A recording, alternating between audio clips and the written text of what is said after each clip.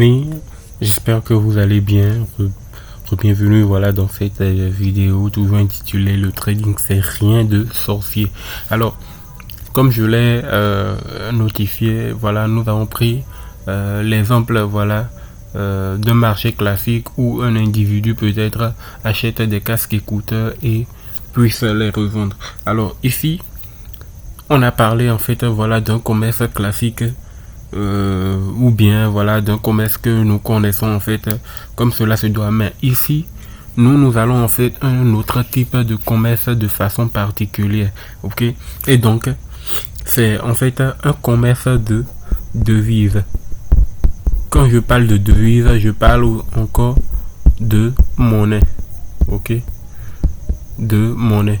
Donc vous êtes voilà d'accord avec moi, ok, vous êtes d'accord avec moi que pour pouvoir, peut-être je quitte, voilà, parce que moi je suis au Bénin, je suis béninois, ok, je quitte mon pays le Bénin et je veux en fait aller acheter voilà au Nigeria, donc au Nigeria. Donc si je dois en fait aller acheter au Nigeria, je ne peux pas utiliser, parce que dans mon pays on utilise le franc CFA, ok. Donc au Nigeria c'est toute une autre monnaie en fait qu'on utilise, donc qui est en fait le naira. Donc si on utilise en fait le naira au Nigeria, c'est que je ne pourrais pas en fait utiliser, ok, mes francs CFA au Nigeria. Donc je dois en fait forcément convertir mes francs CFA en naira, et donc du coup je dois forcément recourir à ce que nous appelons en fait un bureau de change. Un bureau de change. Donc je dois en fait recourir à un bureau de change pour pouvoir échanger mes francs CFA en naira.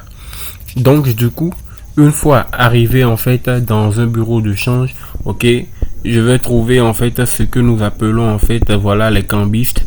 Les cambistes, c'est en fait eux qui nous échangent en fait nos différentes monnaies. Donc du coup, lui il me ferait en fait ce que nous appelons voilà une cotation, ok, une cotation. Une cotation c'est quoi? Alors une cotation, ok, une cotation en fait c'est l'expression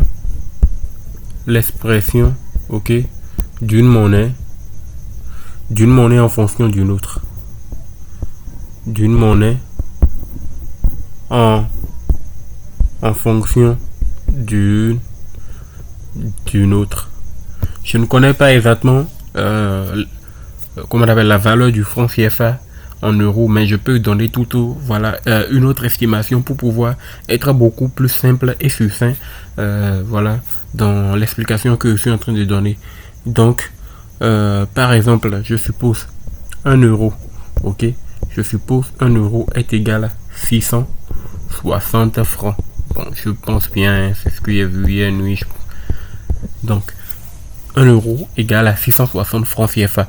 Donc l'expression de l'euro en francs CFA ou bien du franc CFA en euros est appelée une cotation. Donc il y a en fait deux types de cotation. C'est-à-dire quoi?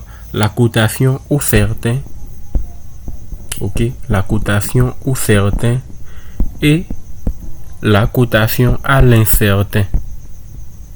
Incertain et certain. Donc nous allons en fait rapidement expliquer ce que c'est que la cotation au certain et la cotation à l'incertain. Alors on parle de cotation au certain, c'est rien de compliqué et de sorcier. On parle de cotation au certain quand c'est votre monnaie nationale, c'est-à-dire quoi?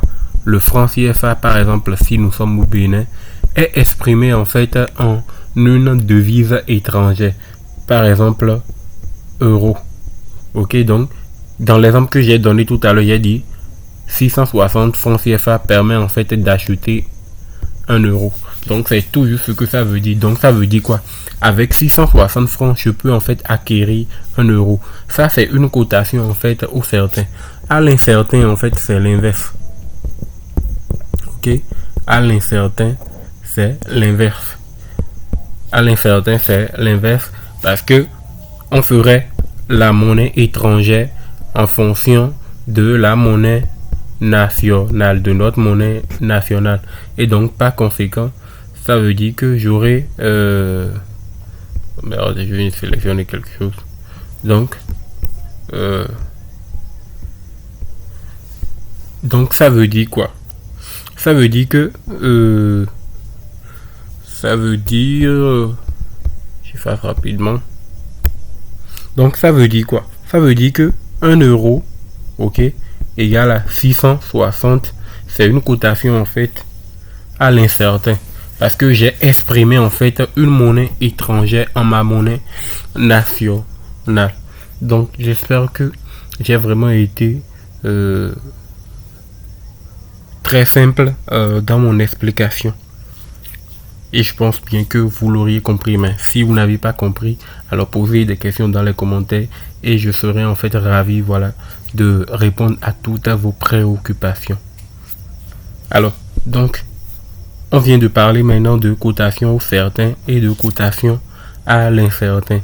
Donc, dans la prochaine vidéo, nous allons en fait beaucoup plus évoluer, voilà, dans les explications et aller toucher en fait du but. Comment est-ce que ce type de commerce là fonctionne toujours. Merci les amis et à plus. Ciao.